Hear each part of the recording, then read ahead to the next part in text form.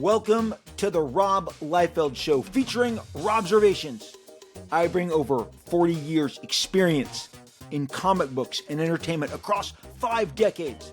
I offer insights and opinions on the business and the art of comic books and pop culture. If it's happening in games, in movies, in streaming, or comic books, we're covering it right here on the Robservations Show.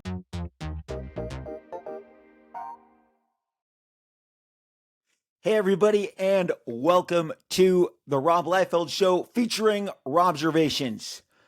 We are a comic book based entertainment conversation show where we discuss all different aspects of comic books, entertainment, pop culture. We are headed into our 6th season, but our first here coming to you visually with the YouTube component. You guys, some of you guys have doubled down. You're like me. I'm a podcast guy. I listen a lot while I'm doing things, whether I'm working or driving. But there is this YouTube component that we continue to grow. It's great. You know what? I talk about numbers all the time. I'll get to that in a second. But we here on the Rob Liefeld Show on Robservations, we are for you if you are interested in comic books, in pop culture, in the entertainment of comic books. That's what we do. That's what we love.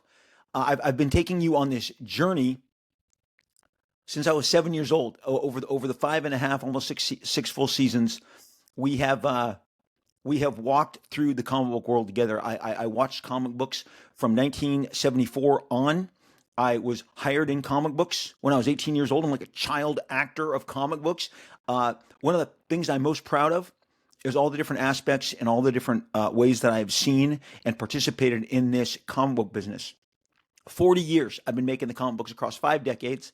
I love saying it. Longevity, trust me, anybody, a musician, an actor, I assume, a lawyer, a doctor, a politician, longevity becomes so important. Longevity becomes something that you enjoy so much as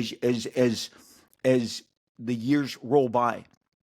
And you look back on the different bodies of work and you look at them with different eyes each and every time. And I look at the bodies of work that inspired me to get into comic books in the future. I mean, in the first place, I look at those with different eyes all the time. So, honestly, the respect for those bodies of work that inspired me have only grown. The conditions they were made, how far ahead of their time each and every one of them seemed to be and were, just blow me away. Because I have written and drawn and inked and produced and published so many different comics, thousands upon thousands of pages, I have logged. I try and bring that particular expertise and that viewpoint to each and every issue. So we are always going to kind of mix a little bit of comic book history, like we are today, with some of the modern stuff going on, and that is what makes the Rob Liefeld Show, Robservations, unique. I wish there were more people doing shows like this. I have been really fortunate to stand alongside some of the greats that inspired me, the Jack Kirbys, the Neil Adams, the George Perez's, so many of these incredibles, Gil Kane, somebody we don't talk about enough on the show, Dave Cockrum, giants of the comic book business that I was able to just glean so much knowledge from. Keith Giffen. Over the last couple years, over the last 5 years alone, we have lost nearly all of those incredible names I just told you, except for Dave Cockrum. He's been gone for quite some time. But it feels as if an era, a generation is passing us by, and then in the greater lens of pop culture with the Ozzy Osbournes. I mean, Ozzy Osbourne was the music that everybody was buzzing about. My sophomore year, 1981, 1982, Black Sabbath, Ozzy Osbourne, all of that stuff was just the buzz. And I mean, San Diego Comic-Con is when it was announced that he passed in the eye of the storm, in the eye of all the craziness going on. And in the last couple of days, whether it's concerts or shows that I watch or concerts that I attend, people have stopped and given Ozzy his due, his tributes, and so it does really feel as if a generation is passing us by, and it's I love going back and looking and again examining the impact of the music, the songs, the figures. Ozzy actually became a more important fixture from reality TV to the masses. If my mom, and I believe she did watch some Osbourne shows, leaned into that stuff. Let me tell you something. Patty Liefeld, wife of Paul Liefeld, Baptist minister, was never interacting with Black Sabbath, with Ozzy Osbourne in any way, shape, or form. But as a reality TV star, uh, they became friends, virtual friends. You know, just like everybody feels like they know everybody. Once you spend some time being facetious, once you spend some time with them on television, uh, comic books, they have really it's interesting in the way that they are being spoken of and considered now with what we have one great triumph this summer and one kind of stall out. And that's just from a financial perspective. Maybe you didn't like one and you love the other that's stalling out. None of that matters. We're just looking at the business of comic books. Sometimes we look at the art and the craft and we mix it with the business side here on the show. And we're going to do, again, maybe a little more than a little of that today. We're going to do probably a lot of that today. I'm going to go deep into who I believe is a huge figure in some of the success that Marvel had translating some of their biggest stories to screen. It really dawned on me, and it kind of was a perfect storm of all these different considerations. And I truly believe that this one very significant creator is maybe standing a little taller today than he was even a few years back. When people talk to me about the current comic book marketplace, the current comic book scene, the buzz is, hey, what's everybody talking about? Hey, what's everybody talking about? In the 10 days since San Diego Comic-Con wrapped up, that's really been one of the subjects that everyone's been discussing. And it's funny because no one, you know, outside of what we've discussed here, Absolute Batman, no one kind of comic has dominated the comic book scene. And it is as I suspected from the last couple of years, you really plant your seeds at San Diego Comic-Con now for hopefully a big rollout in the fall. This is what I try to do with my own book, so I'm really speaking from absolute like real life application of this. When the new Transformers license shifted over from IDW to Skybound under Robert Kirkman's direction, and he put Daniel Warren Johnson on the Transformers launch to coincide with him doing the Void Rivals book that was like at the last minute revealed to be part of the Transformers and the Energon universe. That exploded at San Diego, even though the Transformers book wasn't officially launching for 2 more months. But the buzz that it gained on the floor was a promotional platform that I hadn't really seen in the last decade. A lot of the times the publishers pour their comics, their big events out into the summer, and they just kind of carry through or they exist while the show is going on. One of the things all the retailers that I spoke to said that there was no comic book in continuity outside of Absolute Batman, and I mean that is one single title, other than people searching for Supergirl stuff based on the buzz from the Superman movie. Normally, the X-Men would have a crossover title, or Marvel would have a crossover title, or DC would have a crossover event. None of that was happening. And since 2023, San Diego, I really keened into the fact that you can use it as this giant promotional platform, especially nowadays with the online component, with people running to go to live streams and share what they've got or go on eBay and post it immediately. The ability to get exclusives and to get content that is only available on that showroom floor is something that has a greater value than it had in years past. With my Youngblood comic, Giant Size Youngblood #1, I wanted to make sure that there were different copies each and every day, and they were on the floor each and every day for Thursday, Friday, Saturday. That's how we pre-sold them, and then people came and had to pick them up in person. And then if we had any extra stock left, many people invested in those. That was a huge, giant, massive success for us. We have no comics left after all is said and done. And through the accompanying live streams, we were wiped out. We're now going back and doing an e-cover, a 5th printing.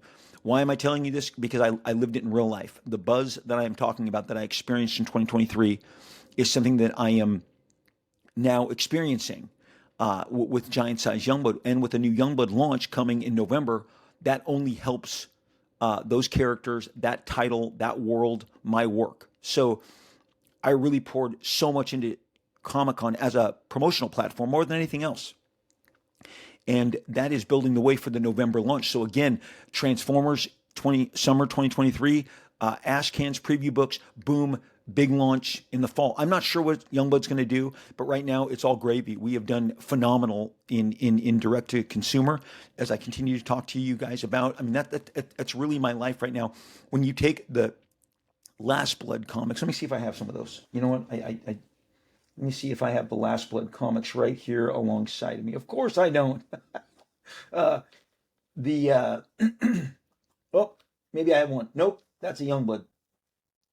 So the Last Blood comics that I had been producing since 2023, all total, there are 90 pages of direct-to-consumer Last Blood content that have not made it to the marketplace. They are only something that you can purchase from myself or with Last Blood Final Stand, the offshoot series that I'm participating with and providing story and art alongside Marat Michaels. You can get those from him. Then you've got Youngblood, and we're about to send number 2 out, and that's over 100 pages. So I'm looking at 190, just shy of, I mean, literally like 10 issues worth of work. The standard Marvel comic book, if you haven't picked one up recently, is 20 pages. They keep it locked at 20 pages. When I was coming up, they were all 22 pages. The comics that I grew up on were 17 pages. And 17 pages was more than enough to make instant classics from John Byrne, George Perez, Jim Starlin, all the guys I loved. But then it expanded to 22 pages. They added the 5 additional pages. And now in the last 5 years, they have cut back whatever savings that they, computed across the entire line of comics, cutting 2 pages from every book it's a math equation that Marvel, has subscribed to. And it is very consistent. Now, in their launch books, in a number 1, you're going to get more pages. But then when it comes to the 2s, the 3s, the 4s, the 5s, they're generally locked into 20 pages. So 20 times 10 is 200 pages. The at 190, I'm just shy of 10 issues worth of work that you have only received through the mail from me through live streams or my website orders, or maybe you've picked them up from me in person. So when I talk about direct to consumer, I mean, I've been embodying it for 2 years. It's something that I happen to now have learned a great deal about, but I am still preparing for the eventual giant drop that's going to occur when this book goes mass market.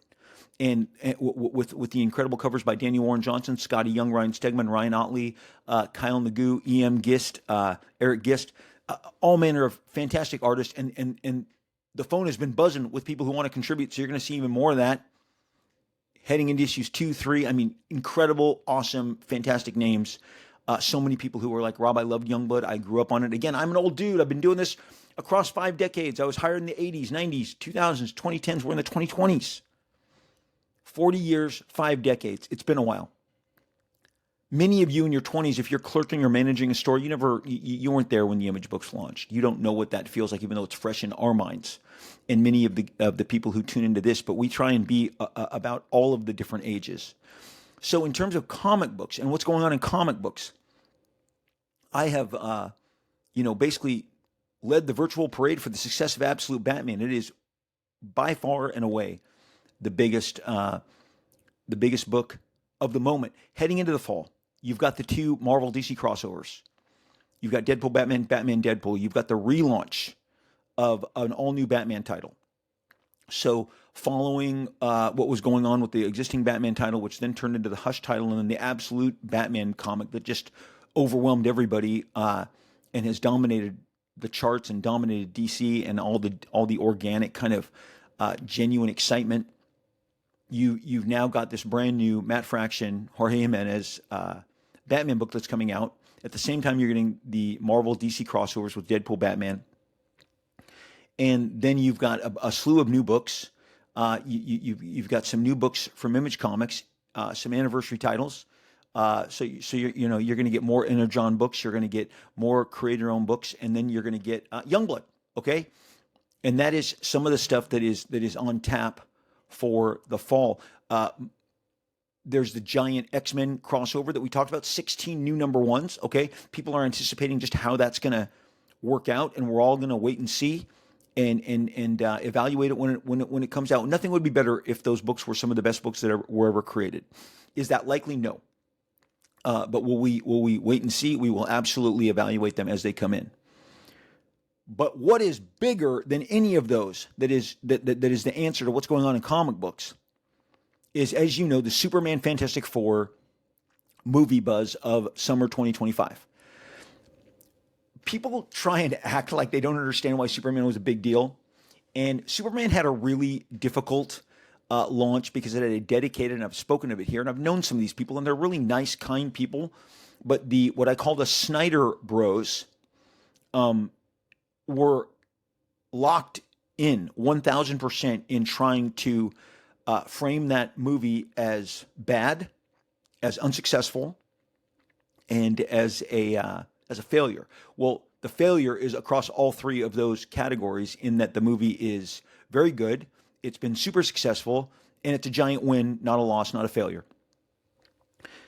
Then those same Snyder Bros rallied around the fact that Fantastic Four would be so much better and outperform Superman, which it has not. I did not enjoy Fantastic Four. I'm not going to go into much more of it. I think there were components and there were ingredients there for greatness. It did not achieve anything remotely resembling greatness. I'm going to show you some of the ways that the thing was portrayed in the peak of the Fantastic Four era. Because one of the other things that really is funny about Fantastic Four is I listened to a number of different podcasts as they continue to debate the business of Marvel. Now, why is everyone so fascinated with the business of Marvel? Everyone is so fascinated with the business of Marvel because Marvel would tell you for 5 years they're the best, they're the best, they're the best. They're the BBQ, best and best quality. Those of you who are on my live stream understand what the BBQ reference is. I'm not going to go into it right now. It concerns a restaurant with a logo of BBQ, giant gold BBQ letters. The restaurant is called BBQ, but if you go in there and you try and order anything barbecue, they will chew your ass out and tell you in no uncertain terms that there is nothing barbecue.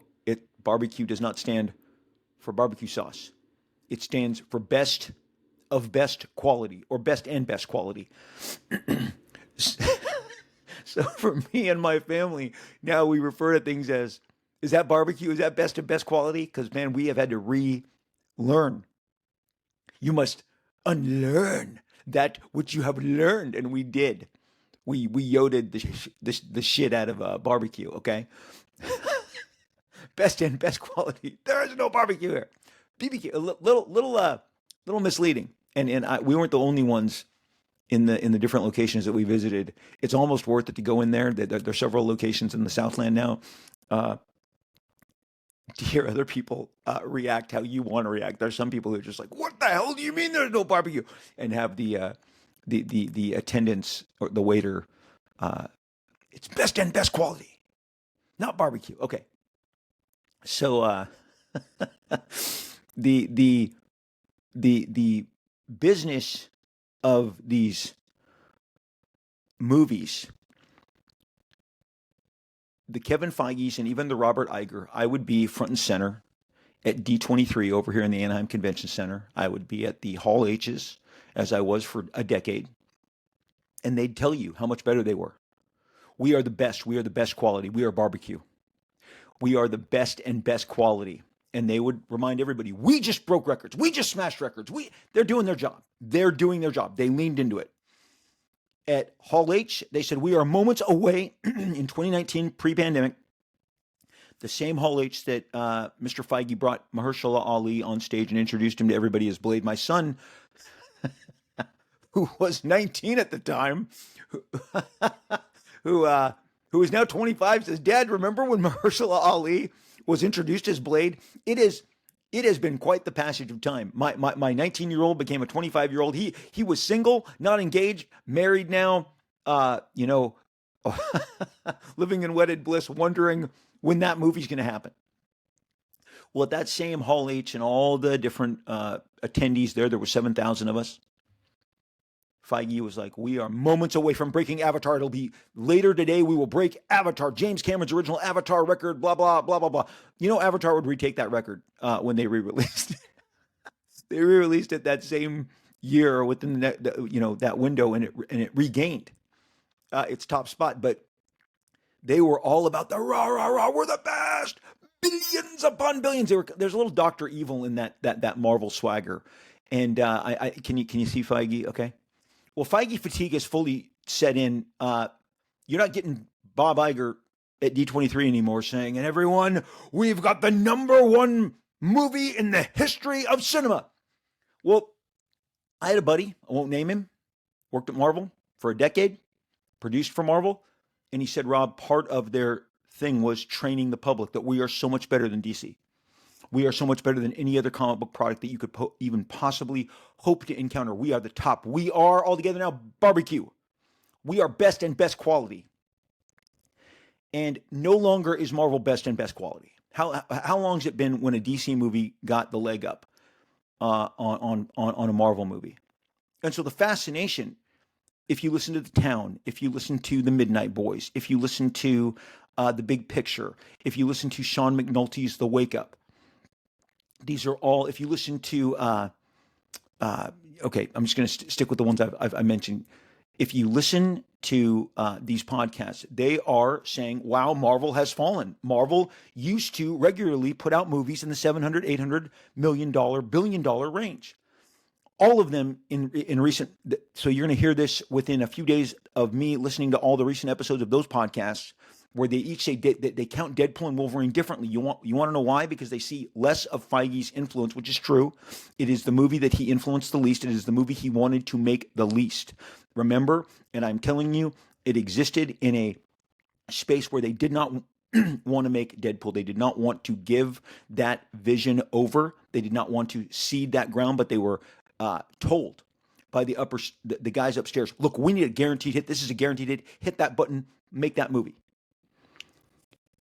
After the stumble of Marvels, after the stumble of Ant-Man 3, after the stumble of Thor 4, after the stumbles of fill in the blank.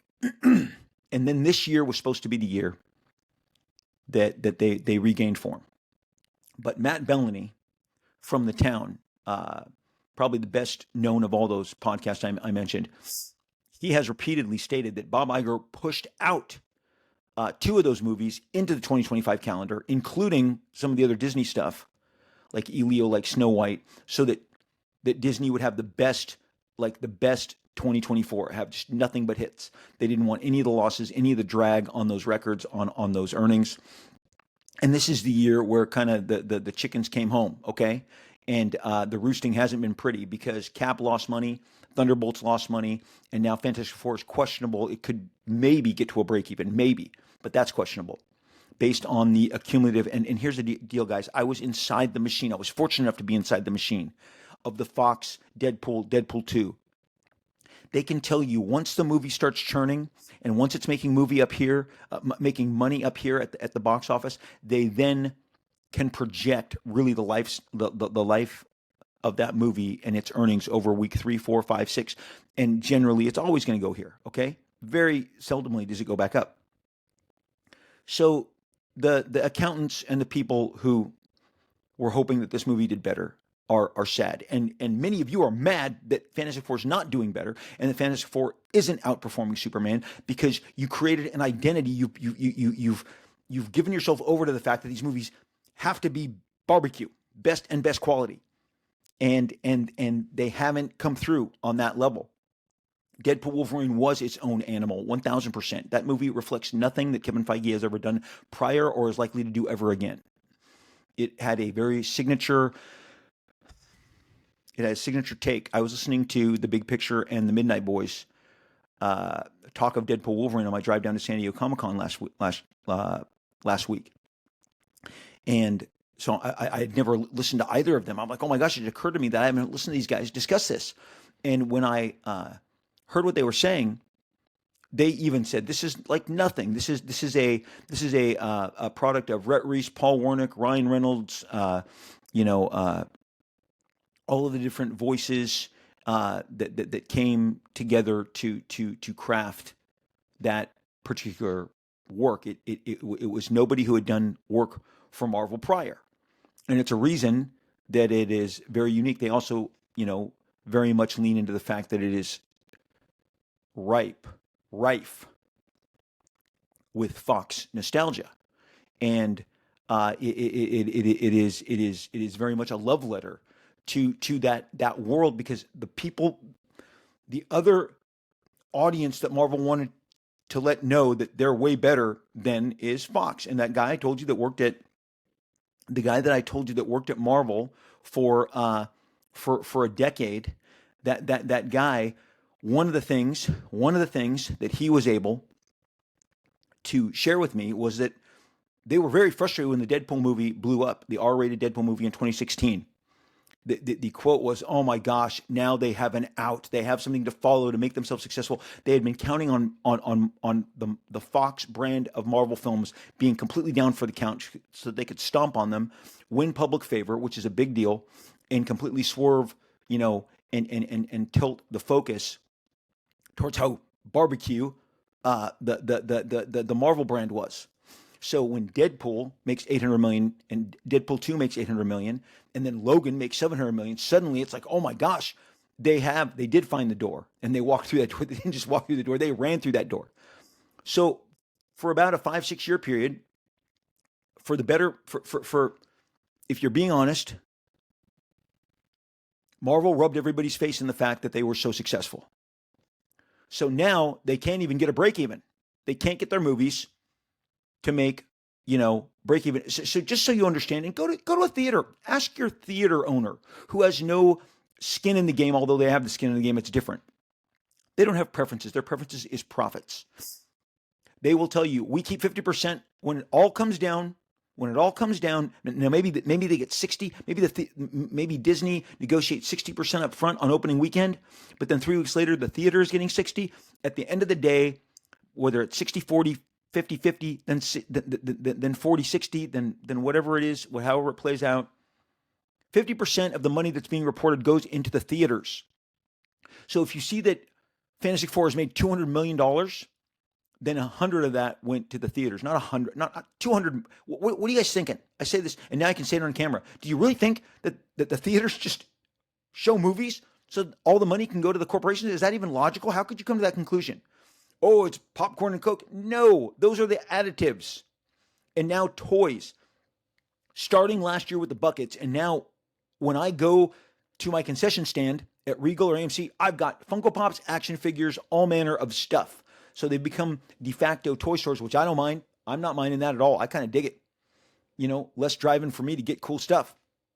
I love toys. I love collectibles. Cut to Deadpool statue over my shoulder, okay? When you read, and then internationally, don't even get me started. They don't get 50-50 splits internationally. My Disney and Warner Brothers people will tell you, you're lucky if you get 10 cents on the dollar from China. But those China numbers look really good. Those China numbers look really good when they weigh in at the end. And sometimes they can give you up to $300 million on the sheet, on the actual report. But that is not anywhere near to what they're recording. Anytime you want to vet me, vet me. I've been around. I got a ton of friends in this business, presidents of production companies, presidents of networks. And you know what bonds us? Comic books. We became buds from comic books, our mutual love of comic books. People love to tell the stories and tell the details, and I'm always listening. My ear is always ready to hear and learn more information. So when you see that Fantastic Four has made $300 million worldwide, $300 million is not going back to Disney. And at least Variety and Hollywood Reporter are keeping it real. They're saying it costs $200 million plus $100 million to market and promote. When you are flying the cast of these movies, I don't care what the cast is, because there's always 4 or 5 people, whether it's Cap, whether it's Deadpool, whether it's Thunderbolts, whether it's Fantastic Four. They're all getting on private planes. They all have handlers, managers, agents, representatives. Then they have makeup, they have wardrobe. All these people, then they're put up in the nicest hotels, in the nicest facilities. They've each got a car. They've each got transportation. Where do you think that money is coming from? You're watching them go to China, Australia, Japan. They're going to South Korea. They're going to Germany. They're doing a premiere in Paris. Okay, you guys, that's on the ledger. That's not part of the production. That's when the picture is locked. That was all the movie. That's the money that went into making the actual movie. Then you kick into promotions and advertise, the billboards, the commercials, the internet ads, all of that. That is another 100 million and generally a little more, okay? So to break even, Fantastic Four has to make $600 million. That used to be a number that didn't sweat them. Okay, there was that period that they got us all so excited that Brie Larson's Captain Marvel made $1 billion. $1 billion. Again, 1.3 billion for Deadpool Wolverine. We got the spreadsheets. It was reported in every outlet that when all the different revenue streams were brought in, $400 million profit. And you know what? Deadpool's super popular. He's super well known. He's got action figures and mugs. And I think I'm going to open a box and share with you guys some of the random stuff that you just don't anticipate how merchandised, how merchandisable that Deadpool was and is. And same with Wolverine, same thing. And then think about it. Cable, who has had 300 comic books, is in the second most popular, best-selling comic of all time, has literally sold millions and millions and millions. Why don't you give Josh Brolin a Cable movie? The audience is built in. Those dads who I see out in Arizona, who I see in Los Angeles and San Diego, wherever I go, I'll see them in New York. They grew up loving this stuff. These are the loves of their lives, just like these are the loves of my lives. And they want to interact. They want to be a part. You know, I got him right here. And you know what? He wants to know something. He wants to know something right now. Where's my movie? I'm here for the kid, okay? Brolin has never been bigger and more popular. And how the hell is there not a Cable standalone movie, okay? You greenlit a Thunderbolts movie. Where was the demand for that? Where was the demand for the Thunderbolts movie? Show me. It's part of the hubris. The Feige fatigue is the hubris that we wanted any of the stuff that he's been showing us for the last 5 years. Because a couple things worked. You made an Ant-Man movie work in the middle of the fever. And I'm going to tell you, I like Ant-Man. I like Ant-Man and the Wasp. I like the first two movies. I think they are very well made. Perfectly cast, good scripts, great stuff. Very much enjoyed them. Should they have worked? Honey, I Shrunk the Kids had a sequel. It was a giant movie. We love people who are small that run through giant blades of grass and hide out with the mice in little holes in the wall. We love that stuff. Always have. It goes back to the Attack of the 50-Foot Woman,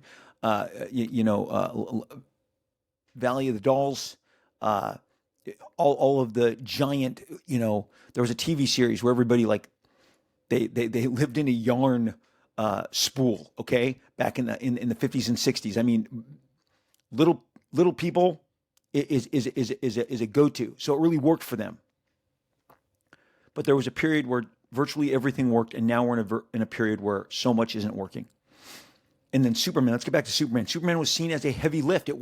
He's not as popular as Batman. Batman has just taken on a brand new given 40 plus years of popularity. I'm going to tell you, I was talking with my buddy and there's some stuff like I shared with my buddy not too long ago. When I was developing a movie with Tom Cruise, I knew that the bad guy had to be a giant 70s star. This is in the early 90s. Because Tom had bested Gene Hackman in The Firm. He was about to best John Voight, who was a big star in the 70s. He had bested Paul Newman, 60s and 70s, in Color of Money. Tom's whole thing was he would take an icon. I mean, Paul Newman, Gene Hackman, John Voight are three of the biggest stars of the 70s. All Oscar contenders, some winners, okay? He's taken all these guys out systematically. I knew I had to have a 70s star that could go up against him. The idea was that it would be Sean Connery. Can you imagine that? Tom Cruise, Sean Connery? It was going to be a great role. But when I told my buddy that this is one of the ways that I believed that Tom affected the audiences, kind of on a psychological level, that you would see him best a generation, an entire generation. It lasted for a good long time. Okay? Again, Gene Hackman in The Firm, Paul Newman, Color of Money, John Voight, Mission Impossible, and I'm sure there's a bunch that I'm missing that I'm blanking on right now. But it was this extended period. It almost seemed very purposeful, and I was trying to, buy into it. He never talked about it. It was not something that he expressed. This is what I kind of had taken from all this. Well, Al Pacino, his agent character, tells Leonardo DiCaprio in one of my favorite, if not my favorite, Once Upon a Time in Hollywood Tarantino films. He says, you keep going down. You're on TV, and you keep you're playing the heavy, and the heavy gets defeated. And he goes, you keep going down, and you do it enough that the audience is going to go like devalue you. The more you make yourself a secondhand guy who keeps going down on film, on big screens, on small screens, you're just putting your perception of how the public sees you down. And I believe that. I believe that 1,000%. I believe that. And so in that same instance, I believe that when Frank Miller and Dark Knight and what he sets up in issue 3 and 4, when Clark Kent and Bruce Wayne in the instant classics. I was working at a comic book store. I was telling one of my buddies the other day, we were having lunch, we were catching up, and he had never been to the comic store that I worked in. I'm like, this is the era of Watchmen and the era of Dark Knight, especially Dark Knight 3 and 4. And here's the deal. Many of you don't know. Dark Knight 3 and 4 were really late. They ran like 2 months late each, and the phones, I would work the phones. Is Dark Knight in? No. Is Dark Knight in? Is Dark Knight 4? Is Dark Knight 3? There was a convention that year. There was a convention here in Orange in the summer of 1986. It was a one-time convention promoter tried to put it up. It was in the DoubleTree on the same property that the shops of Orange used to be called the Block. And in that DoubleTree ballroom, DC, the big deal was that DC was coming out as a publisher, and they did. And all the reps were just besieged. And they even said, man, if one more person asked me when Dark Knight is shipping, because Dark Knight had run late. Joseph Loeb III, Mr. Jeff Loeb, told me about 20 years ago, Rob, it doesn't matter. You're not going to want to hear this. You're not going to want to hear this. Okay, I'm going to tell you right now, the audience, you're not going to want to hear this. He said, Robert, it doesn't matter if the books are late. Once they're collected and they're on those shelves, they're forever. Just a little sidebar. And as Dark Knight has gone by, you don't ever remember issues 3 and 4 being late, especially if you weren't there. But if you were there, you do remember. But all that matters is that it exists. It's in your grasp. I have big editions, small editions, pocket-size editions. In Dark Knight 3, Clark Kent and Bruce Wayne go for a horseback ride. And it is at that point that Clark, who is working on behalf of a twisted version of Ronald Reagan, says, you're making a lot of noise. I'm going to paraphrase. You're making a lot of noise here, Bruce. And if things continue to escalate, I'm going to have to step in and I'm going to have to do something about it. And Bruce says, like, don't threaten me. You don't want to be on the other end of that threat. And Clark goes, who are you talking to here? Okay. And now that I've just paraphrased it, I realize I just need to read it to you. So we're going to be right back. I'm going to go get it off my shelf and I'll be right back. Okay. So I am back with the sequence itself. Here it is. I'm showing it to you. I'm showing you that incredible, just the open shirt, the way that Frank depicted, Clark with his giant, what he's really wearing is that pirate shirt from the Seinfeld show. Okay. The puffy shirt, and he's got puffy sleeves and it's open to his chest, and he's got his like riding pants and boots on. Okay. And, he is, as I've just shown you, he is out. They are horseback riding. He and Bruce have gone horseback riding. And, Clark, who looks spectacular, very, very, very important to show how decrepit he. Frank makes Bruce Wayne look, and how Clark looks, and he says, "You're not a young man anymore, Bruce." Okay, he says, "Maybe if you learn to slow down, find your niche, but times have changed, and it's not just healthy. You'll burn yourself up." And then you get that silent panel where Bruce is just staring him down. Look at him while he's petting his dog. Looks like a wolf. And he says, I know you look better than you have in years, but you're going to make me come right out and say it, aren't you? This is Clark talking to Bruce. He says, oh, I love this. Bruce says, nobody can make you do anything you don't want to do, Clark. He's like baiting him already. He's like, and Clark says, These aren't the old days, Bruce. World's got no room for ... It's like this, Bruce. Sooner or later, someone's going to order me to bring you in, somebody with authority. And when that happens, and Bruce says, when that happens, may the best man win. Now, we understand that Bruce Wayne is a man. He's immortal. He doesn't have superpowers. He's not from a different planet. He doesn't come from Atlantis. He doesn't have any scientific injection. He doesn't have a super soldier formula. He's a man. And at this point, he's an old man. Clark has just said, you're not young anymore. You're not in the, you look good, but you're not in the best shape. Times have changed. Don't make me, And Clark says, now that's just, and my favorite is, hold on a second. Now that's just, hold on a second, okay? And he says, I have to leave. We'll talk later. And Bruce is like, no hurry. Okay, this sets up in issue 4 when Superman is engaged to take down Bruce. And as we watch, when they finally confront, this is the moment that was warned an issue earlier. Here's Clark descending to encounter Bruce, who's got his super robot suit that we saw enacted in Superman versus Batman.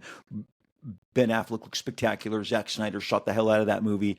I don't love it on the par that I love Man of Steel, but he says, now he is trying to reason with me, Bruce says, of Superman. I can't hear him, of course. My ears are protected, so all I have to worry about is my teeth rattling from my jaw or shattering like every window on the block. And long story short, if you know this story, it's the big line is, I want you to remember, Clark, in all the years to come, in your most private moments, the man who beat you. Right there. Okay, crucial. He's putting him down. He's outthought. He outthought Clark. Clark, he played into the fact that Clark would overestimate himself, underestimate Bruce, and Bruce beats him. This is the moment that Batman leapt Superman, and Superman has never recovered. Just as Tom Cruise wanted to beat all the 70s guys, position himself in our minds as the next level superstar in the 80s and the 90s, when Frank Miller, with Dark Knight, because let me tell you guys, in real time, it was like, whoa, what? When that happened, you were like, wow, Batman is a badass. He outwitted, outplayed the greatest superhero in the DC universe. And I believe perception of Superman was never the same, because even though it was maybe an alternate universe or a futuristic rendition of Superman, it was in the best-selling comic DC was putting out at that time. It was reaching the masses. It was critically acclaimed by Rolling Stone, by Time, by Newsweek. In the critical corners, Dark Knight was just beloved. And Superman came off as stupid, arrogant, dumb, and defeated. He went down, okay? And Superman has never recovered from that. As much as people love Superman, Batman's cool factor went through the roof with Dark Knight, period, based on all the other stuff he did. But having him personally take down, squash, defeat, outlast, outthink, outplay Superman was where the roles were reversed. Prior to this, Superman was the more popular. Superman had more books. Superman had the big movies. He had the at that time he had 3 Christopher Reeve movies, but only 2 of them were ones that people wanted to really associate with. The Richard Pryor Superman 3 was just, that movie is whack. But Superman 1 and 2 were beloved, they're still beloved. And this would then pave the way for 3 years later for the 1989 Burton film. And there was no looking back. But I believe it is at that moment, you may have your own opinion, it is at that moment that Batman took on an all-new importance. But more interestingly, maybe more importantly, Superman went down. Superman, the Boy Scout, Superman too powerful, Superman boring, all these things you've heard about Superman. James Gunn took that on, and he created an incredibly entertaining film. I am so, every time I've seen Superman, the 3 times I've seen it, I am so ridiculously entertained by the entire world, by the entire story that he's put forth. But more importantly than anything, I love the spirit of Superman. I love that he saved the squirrel. I love that he wanted the kaiju to live. By contrast, I found the Fantastic Four to be incredibly boring. I don't need to say anything more than that. That's how it was boring to me. If you loved it, if it was your favorite thing ever, no one's taking that away from you. But it cannot be denied that in their first 10 days, the first 10 days of Superman in middle of July, the first 10 days of Fantastic Four in late July, there is a $40 million deficit, and I believe that's just going to grow. One was more fun. One, I think, was made by a more skilled filmmaker who knew his way around the block. And it looked like there was a lot of money poured into Fantasy Four, except don't get me started. Galactus, man, I am such a Galactus homer, and Galactus just wasn't feeling it. I'm gonna do another one of those pauses. I'm gonna bring my buddy to screen. Okay, just give me a second. Okay, everybody. I hope that you can all see my new buddy that I brought to screen with me. Okay, this is the Devourer of Worlds. This is Galactus, and he wants to turn his light on. Turn on his hot light. Neil Diamond's E.T. song now for Galactus. Okay, HasLab put this thing out about 6 years ago. This version of Galactus right here is superior to any frame. You can shoot him however you want. Here, let's get him in. I just don't want to knock the microphone and mess up my whole feed here, but this version of Galactus coming in right here, okay? There he is. There he is superior to every frame.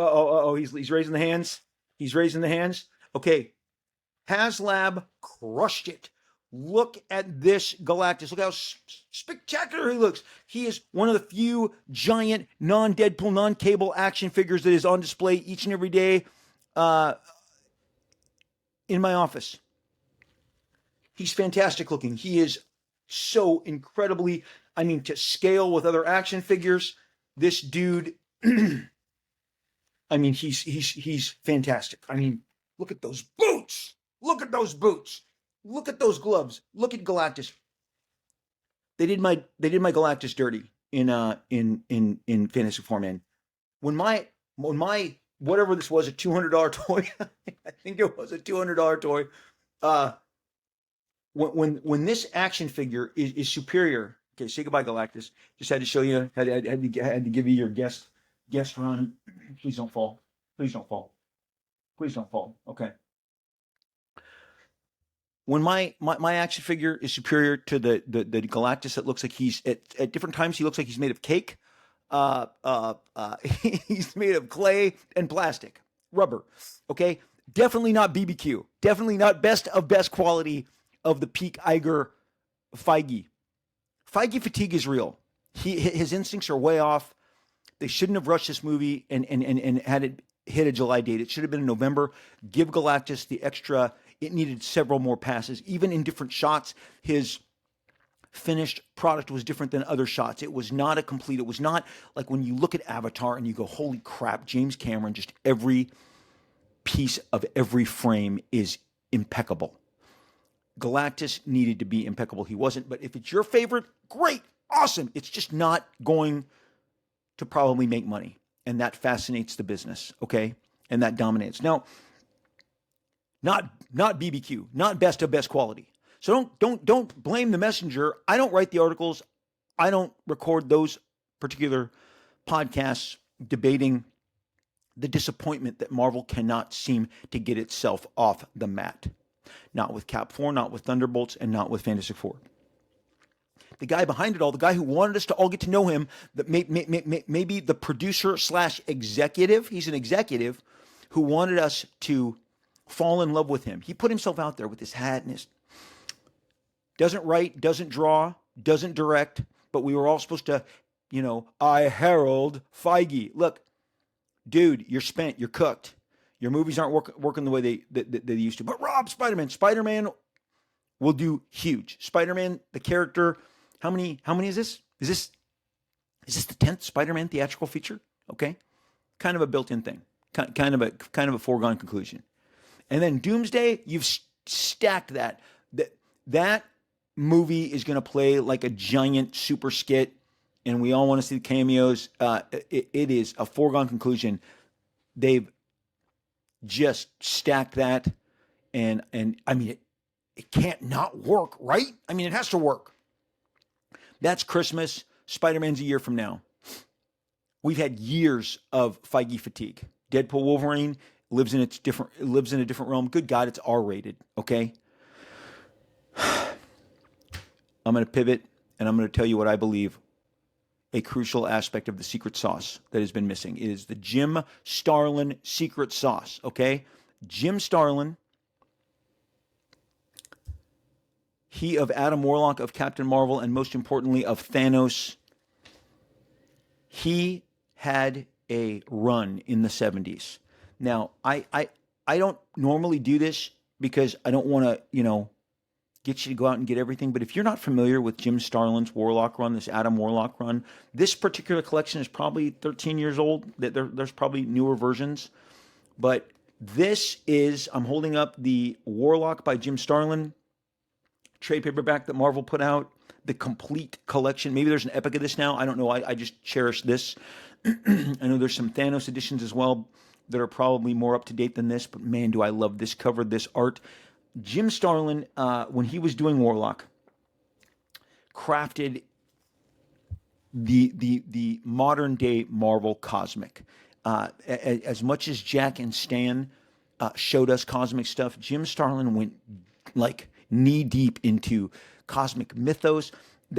I was reading these as a kid and I recognized that they were over my head.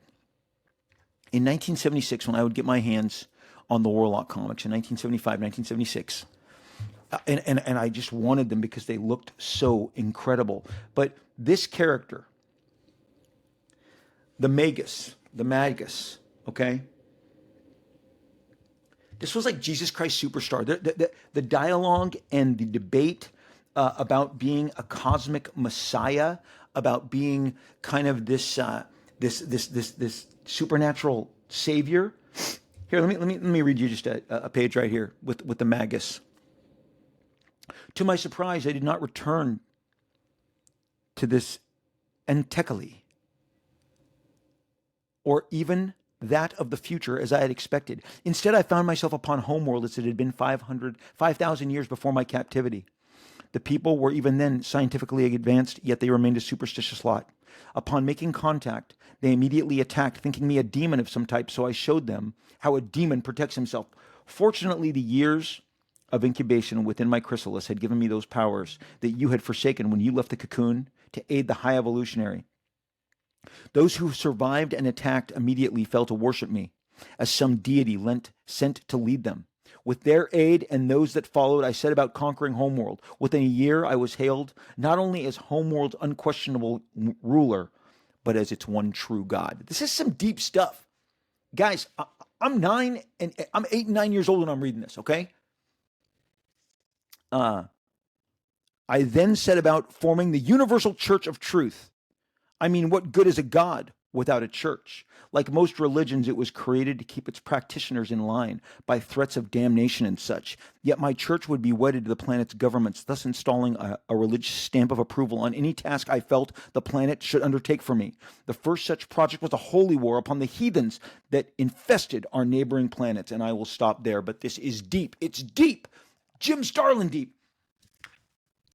And damn, it looks good. I mean, Jim Starlin had his figures had weight, had form. They had very powerful trunks, very powerful thighs, legs, really attractive faces, and he only improved with each and every job, with each and every page, with each and every issue. I believe Jim, who also I should mention, following this seminal body of work, this Warlock saga, with Magus and all of the stuff that he was working out in that, he goes on to really become a significant figure in the world of creator-owned with his Metamorphosis Odyssey work that then became named Dreadstar. But Dreadstar started out in Epic Comics in the magazine. Epic Illustrated, it was called Metamorphosis Odyssey, and he was painting it, and I have each and every one, and we're going to dissect that body of work very soon. I have been to Disneyland with Jim Starlin. How many of you guys have been to Disneyland? Spent an entire day at Disneyland with Jim Starlin. And Jim Starlin didn't get sick of me. We rode rides together. We did the whatever the Cars ride in California Adventure. We watched the debut of the Spider-Man show in the Avengers campus. We did flying over California. I ate. I dined out. I hung out with Jim Starlin. all day. That was not the first day that we had hung out, but that was the most extensive time that we had spent together. And during that day, I'm like, hey, do you have this page of artwork? Hey, do you have this? Hey, Jim, would you have this? Jim, when you know what this is? And he's like, Rob, I sold all of that, man. And he's like, I don't have any of it. You know how it is. And I do know how it is because I've shared with you guys before that original artwork was something that you looked forward to selling when you were very young and even in the late 80s, early 90s as we were. When I was at Todd McFarlane's house about 10 years ago, he showed me the 3 Spider-Man pieces of art that he at that time claimed that he had left. One incredible double page spread and another splash page. But he's like, I sold it all. And I'm like, I sold all mine. And Jim Lee sold 99% of his. We all have a few pages left, but for the most part, and guys, back in that day, if you got $500 a page, whoa, nobody was giving anybody thousands of dollars in 1989 for a page. Nobody was giving people thousands of dollars for interior pages in the early 90s. But now we are in this age where pages are 6 figures, okay? And that's no lie. I was checking out some originals from this job at San Diego. They were stuff that I considered purchasing. I am a giant, massive Starlin fanatic. I really just think he is just the cat's meow. Everything that he does and produces and draws is of incredible interest to me. He was very stylized, and the cosmic lore that Jim Starlin unlocked as he wrote. And I'm just looking through these pages as he unlocked this world and these struggles and these conflicts, and then he put him on the road from Magus to Thanos, okay? And some of these pages, a couple of my buddies have this. Oh, here it is, The Strange Death of Adam Warlock, okay? Now, Warlock did not get anywhere near the due that he should have in Guardians of the Galaxy 3. I think it's one of the shortcomings. But you can see the Magus kind of is involved with Thanos, who you see right here. I've got the page to Adam Warlock 11 that came out in 1976. I've got that, and you can see the Magus is coming through the portal, and he's influencing this conflict between Warlock and Thanos. But the Thanos of it all, the Infinity Gauntlet, the Infinity War, the Infinity Crusade, these are the comic books. These aren't the movies. This is all the stuff that Jim Starlin just completely roared back after these 2 seminal jobs. These are the jobs that made Thanos like one of the biggest, one of the most popular, one of the most successful characters, villains in the Marvel Universe. It is the summer of 1977. So just so you, I tell you guys, I love this stuff, right?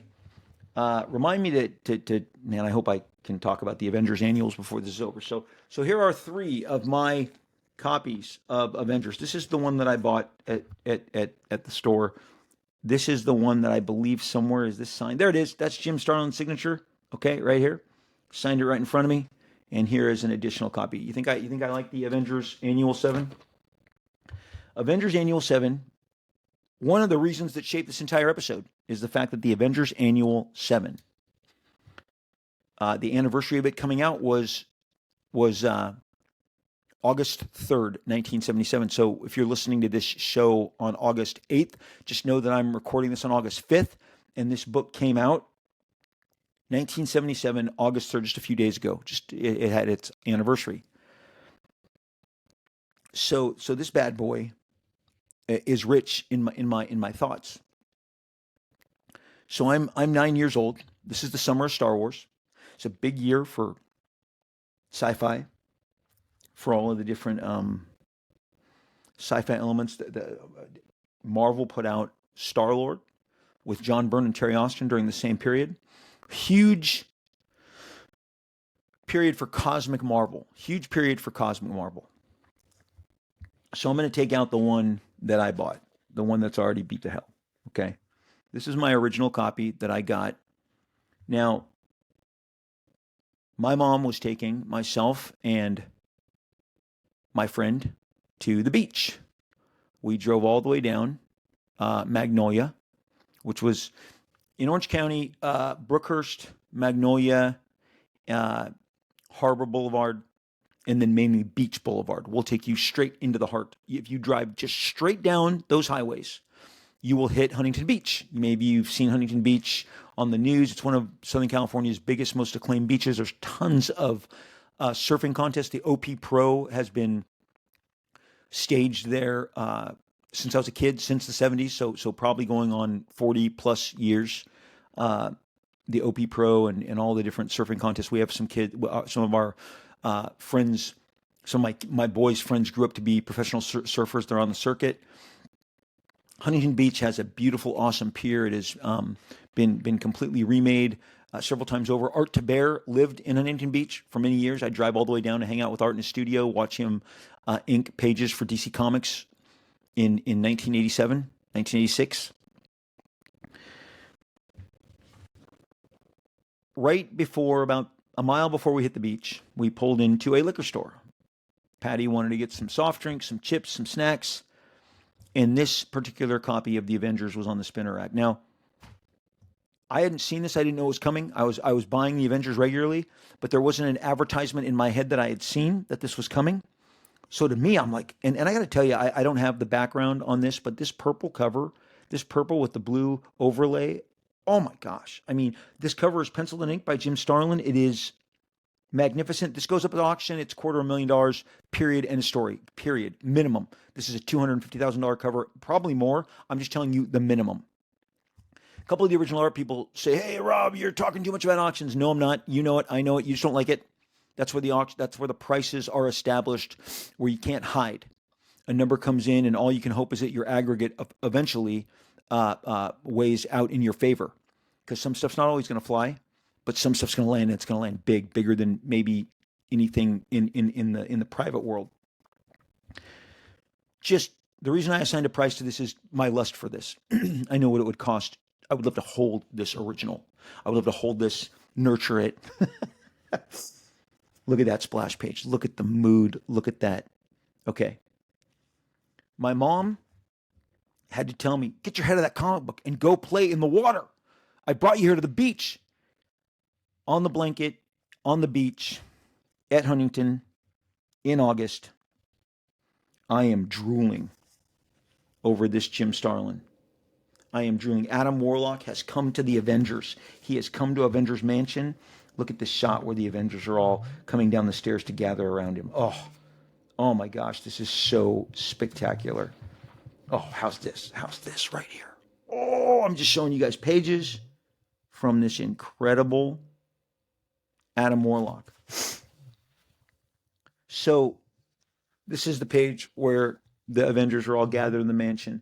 And let me tell you, this is the summer of John Byrne on Avengers doing Count Nefaria. This is the year you're going to get the greatest Ultron stories ever in Avengers. Like Avengers 159, 160, 161, 162, 163, 64, 65, 67. It is a banner year, one of the greatest years ever. And then Jim Starlin drops this bad boy. He draws the Avengers into the Thanos saga writ large, okay? Adam Warlock convinces them to join with him to take them down.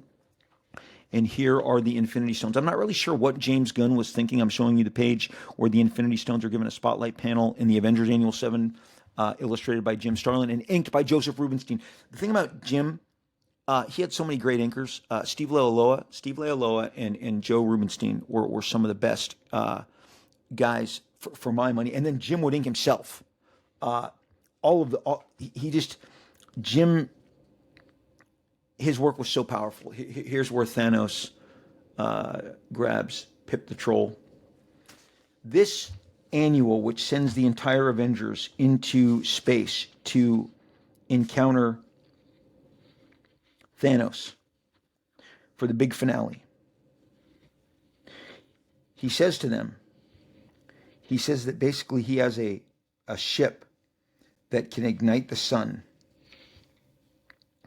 And Moondragon confirms when Adam Warlock is telling him the possibilities of all the terror that Thanos can unload. There's Thanos' kind of version of Death Star. Okay, he's regaling them with what's going on. And Moondragon says it has begun. It has begun. Okay, And so we are off to the races.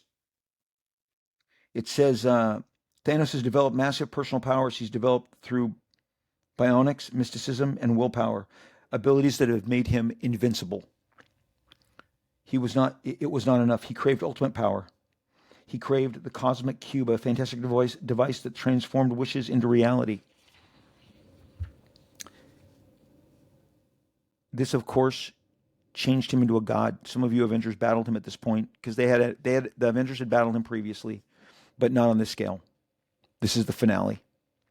And only because Captain Marvel's cosmic awareness enabled him to discern the key to vanquishing Thanos. Basically, it's the only reason you guys survived. But Thanos regrouped. It says that he regrouped. He had the foresight to plan ahead against his possible defeat. And death's abandoning him, because where in the movies, I'm going to snap and remove half the population, that wasn't from that's not a motivation that Thanos had. He wanted to endear himself to the embodiment of death, the cosmic entity known as death, portrayed as a female in the Marvel comics. He wanted to again, he's despondent that death has abandoned him. Okay, after the Avengers. Then it talks of the scroll told of 6 beautiful gems whose origins were only vaguely and fearfully hinted at. Individually, each gem possessed powers that were awesome. Together, they can accomplish even that which Thanos desired. And the Titan was determined.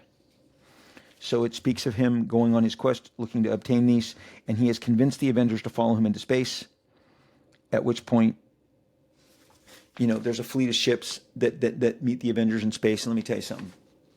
Look at this. Look at this. Look at Thor leaving the ship and Iron Man. They're going to go into outer space right here, and they are going to do battle, okay, with Thanos' fleet. No wonder I didn't want to go into the water. No wonder I wanted to sit here on the beach and read these. And then here is where the rest of the Avengers are dispatched into space, okay? And they are boarding the ship as Iron Man and Thor take on the heavy fire from the armada that Thanos has dispatched.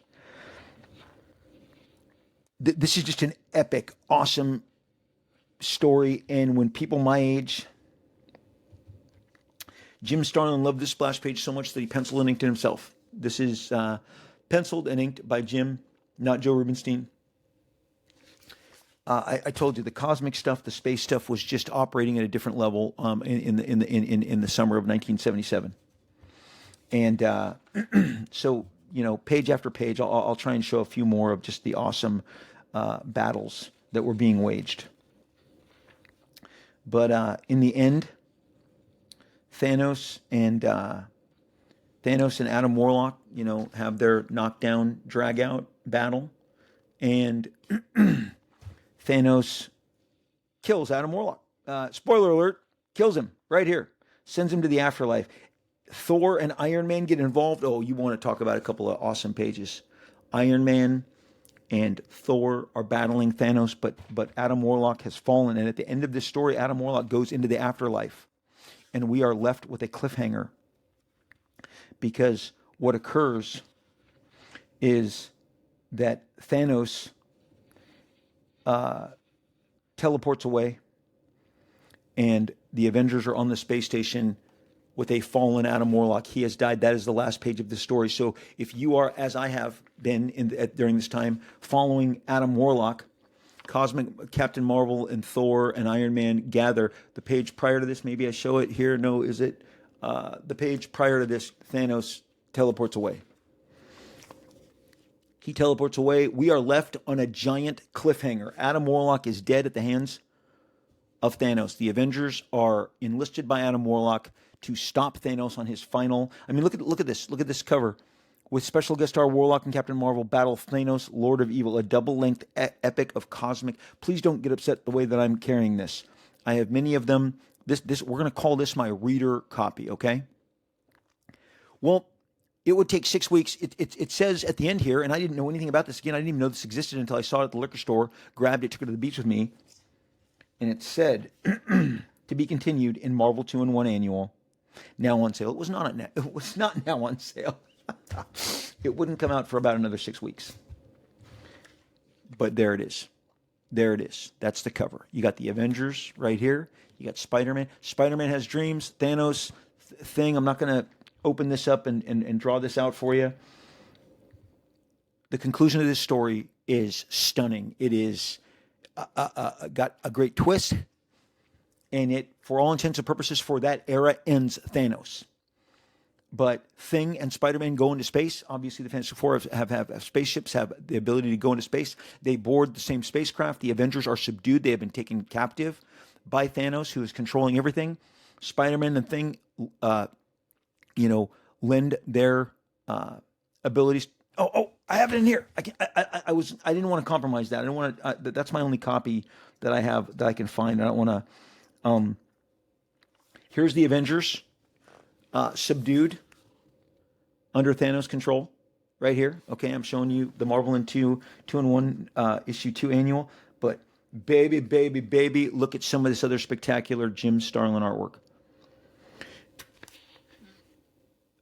Jim Starlin and his portrayal of Thanos and the battles that he had with, oh man, here's a page that I saw on the wall about 5 years ago at San Diego, and I thought, well, it'll be there next time. I'll pick that up from that dealer. It was a little pricey, but I still wanted it. But when I went back, next show gone. Shows you not to sleep on stuff. There is a fantastic wrap up to this story, and let me tell you something. There is a collector I have gotten to know. I really dig him. He has some great stuff. He by his own admission, he says, "Rob, I think we like all the same stuff. I think we're the same age."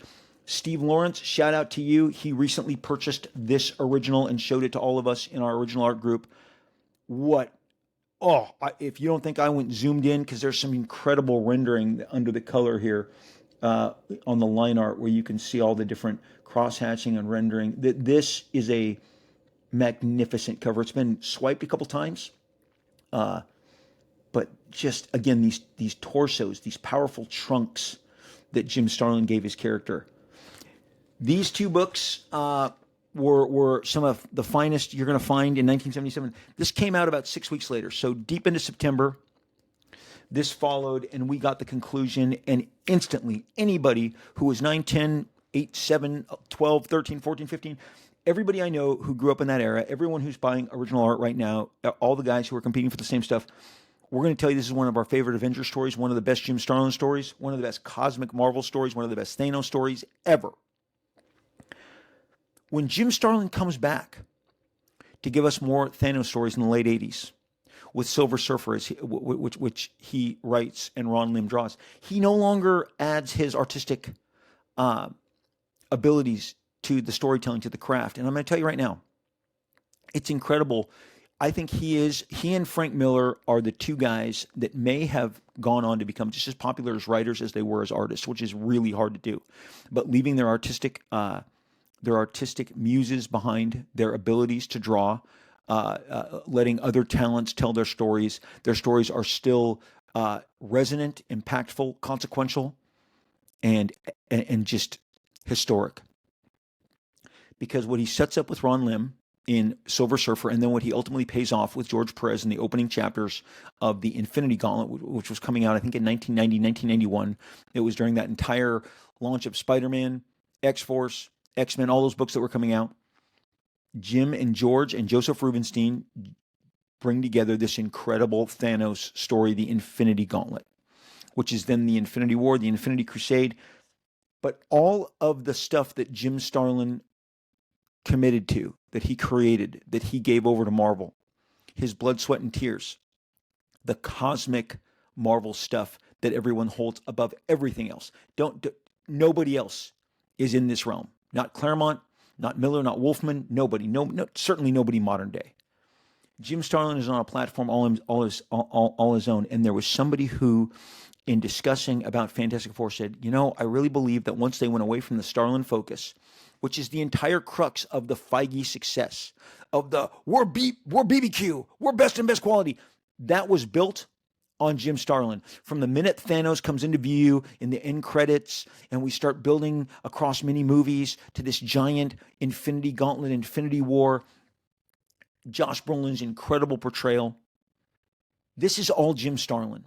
They are adapting those annuals. They are adapting the Infinity Gauntlet. They are, in fact, they are adapting the Infinity War, the Infinity Crusade, the Warlock stuff. All of this great epic creativity that was put forth by Mr. Jim Starlin, and sharing it with you now. It was the secret sauce that built Cosmic Marvel, and in fact, it was the secret sauce. I am determined. I agree with the person who put this out there because it really stopped me in my tracks. I read this yesterday.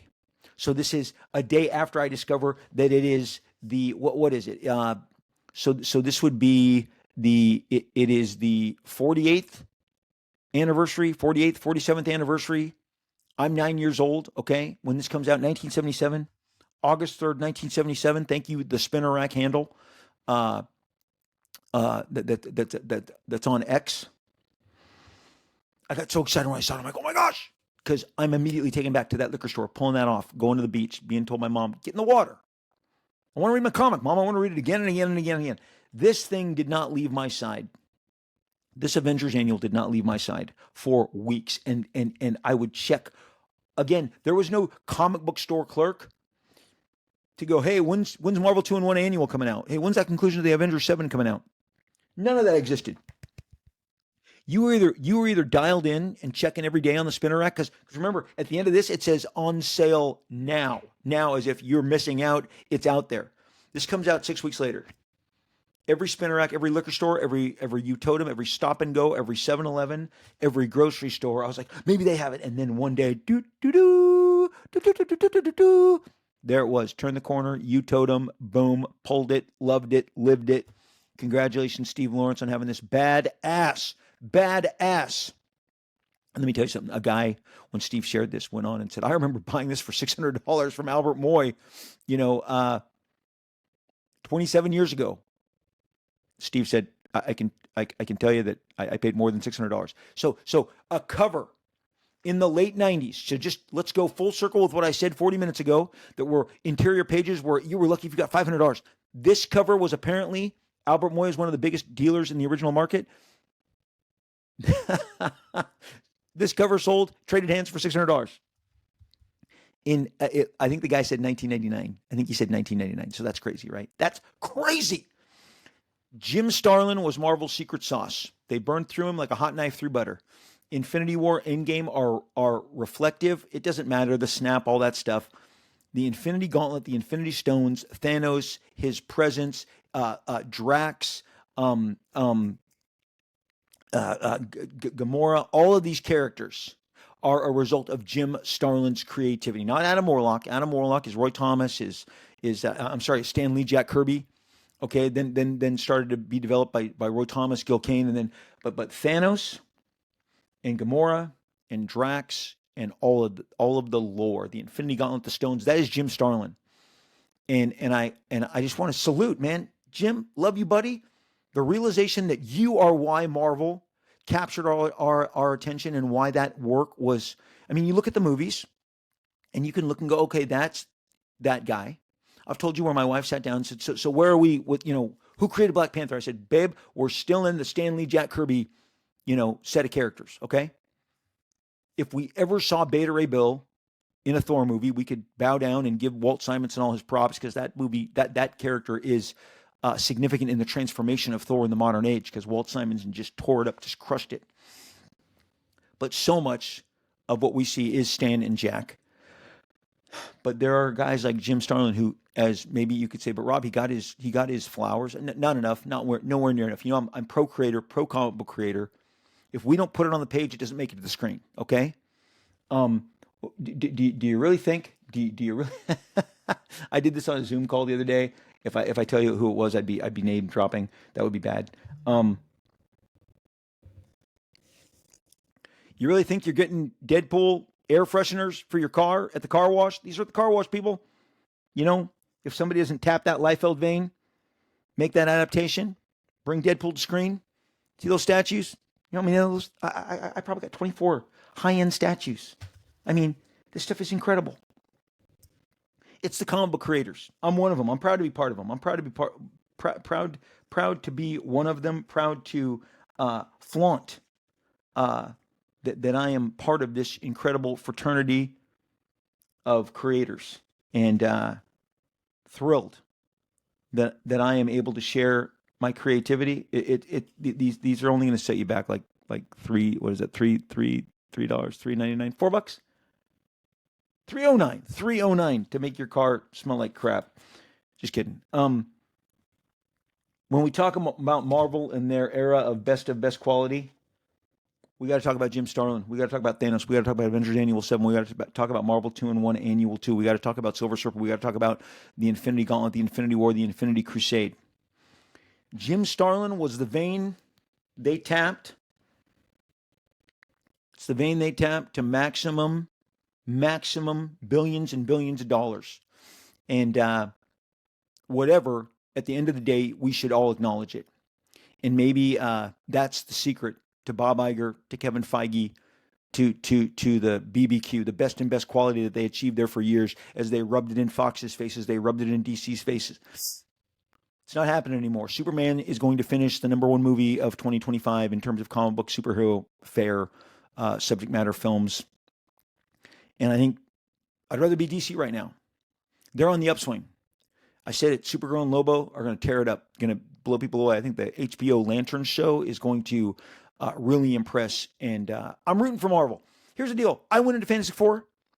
I wanted something great. I wanted greatness. I wanted that HasLab Galactus, okay? Maybe it was great for you. It wasn't for me. I had expectations. They were maybe different than you. And at the end of the day, it's another year where Feige fatigue is real. The movies aren't popping. That methodology, that creativity, again, from an executive who made sure that he was out in front of everybody, even the stars. Never wrote, never drew, never directed. We wish you well. We hope you get rejuvenated. Maybe if you're never going to leave your post, they surround you with better people, and maybe let them shine. I was told that the sun must shine on one particular person at all time, and I've seen it. I've learned it. I've lived it. I've experienced it firsthand. Hey, Jim Starlin, badass, comic books, better than movies. As much as I love Endgame and Infinity War, I don't look at them and watch them near as much as I get off on these. Jim Starlin was the cosmic master for Marvel Comics. They turned his stories, his imagination into billions and billions of dollars, and I think we're going to look back on that time as something very unique, very special. Thank you for spending this time with me. Thank you for hanging out with me. Thanks for listening to this show, for spreading the word on this show. I appreciate you guys so much. As I said, whether you're listening on Apple, on Podbean, on iHeartRadio, on Spotify, which is where we load our show, or on YouTube, we just appreciate that you drop in, you say hi, and that you share your enthusiasm for the show. We are so thankful for you. We are so thankful for all that you contribute to the show. You spread your love with your word of mouth, and we are so thrilled. When I'm not doing this show, you guys can catch me on social media. I'm at X, at Robert Liefeld, RobertLiefeld. Blue check mark, that's me. I'm reading your mentions, your replies, your comments. I love hanging out with you. I love the when it's respectful discourse.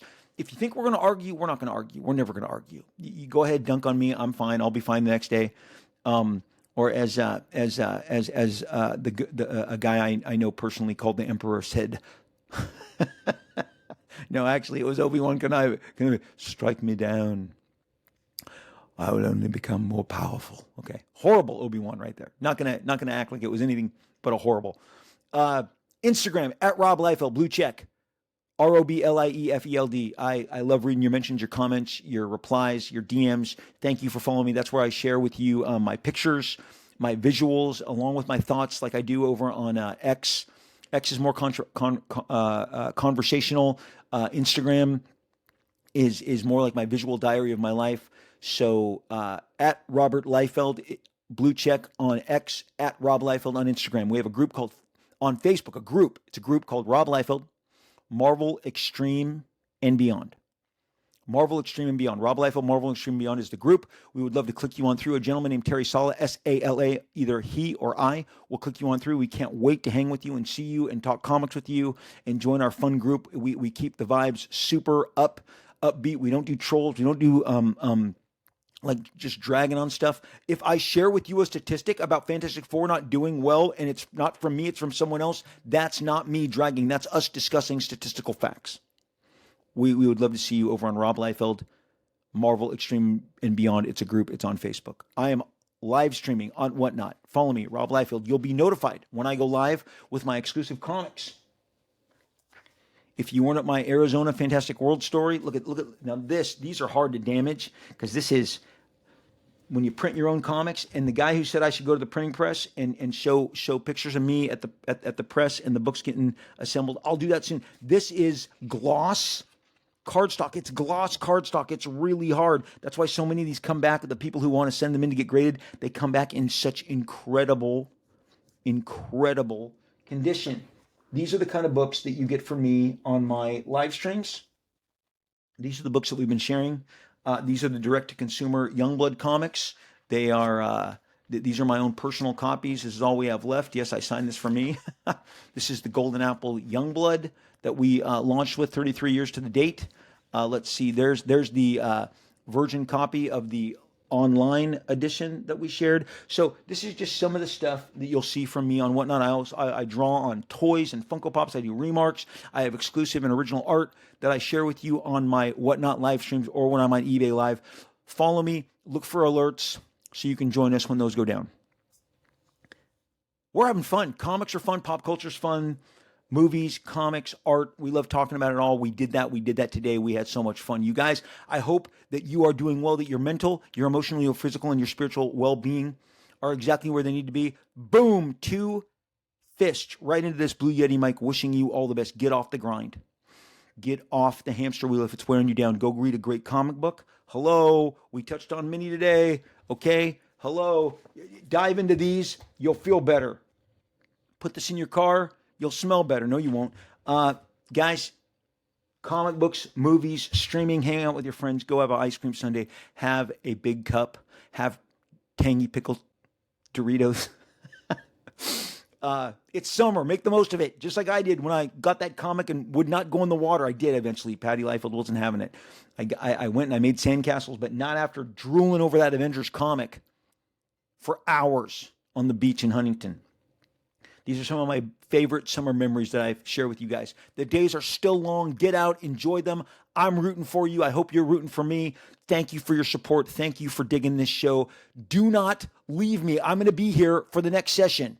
I'll be right there. Swing by, pick me up. We will most definitely, inevitably, absolutely talk again real soon.